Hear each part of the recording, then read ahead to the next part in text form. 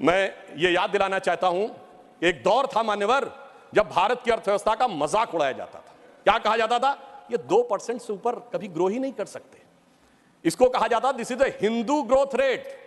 ये कह के हमारा मजाक उड़ाया जाता था कि ये कभी 2% से ऊपर ग्रो नहीं कर सकते मान्यवर।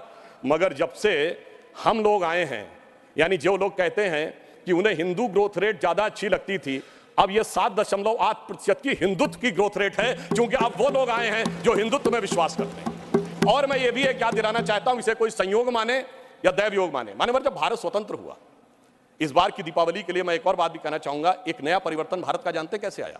ये सब कुछ जनता के सहयोग, समर्थन और मोदी जी की युक्ति के साथ तो हो ही रहा है।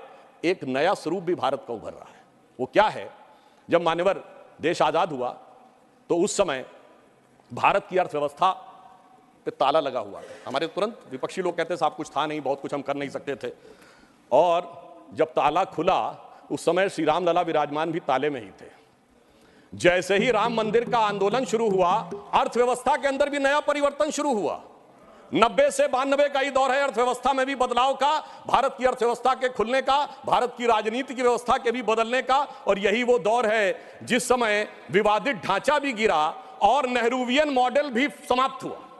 यानी अगर आप देखें तो वो दौर था जब फॉरेन एक्सचेंज रिजर्व भी 1 बिलियन पे था। परंतु मैं ये याद दिलाना चाहता हूं, कुछ लोग लगेगा ये तुलना है क्या, तो मैं ये भी याद दिलाना चाहता हूं, उसके बाद एक बड़ा दौर आया जब 2003-4 में, आप याद करिए, हम करंट अकाउंट सरप्लस कंट्री बने। 2003-4 के चौथे क्वार्टर में हम सबसे तेजी से बढ़ने वाली अर्थव्यवस्था हुई और इंडिया सक्सेस स्टोरी 2003-4 में कही जाने लगी। यही वो दौर था जब खुदाई हुई और 70 खंभे निकले थे, जहां से साबित हो गया था कि श्री राम लला विराजमान के पास ही वो मंदिर है।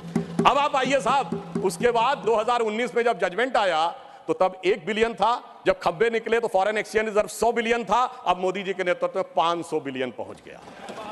और इतना ही नहीं मान्यवर, अब जब राम मंदिर बनने जा रहा है तो हम 5वीं बड़ी अर्थव्यवस्था है, चौथे बड़े स्टॉक एक्सचेंज है, तीसरे बड़े ऑटोमोबाइल मैन्युफैक्चर हैं, दूसरे बड़े मोबाइल के मैन्युफैक्चर हैं, इंफ्रास्ट्रक्चर में इन्वेस्ट करने वाले हम नंबर 1 के देश हैं और चांद के अछूते कोने को छूने वाले देश भी बन गए हैं।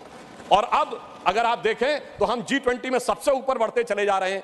यह कह के मैं सिर्फ ये बताना चाहता हूं, कुछ ऐसे संयोग होते हैं जिनको देखने के लिए एक अलग दृष्टि चाहिए, जिसके लिए रामचरितमानस में एक चौपाई है कि सुमति कुमति सबके उर रही, यानी अच्छी मति और बुरी मति सबके मन में रहती है।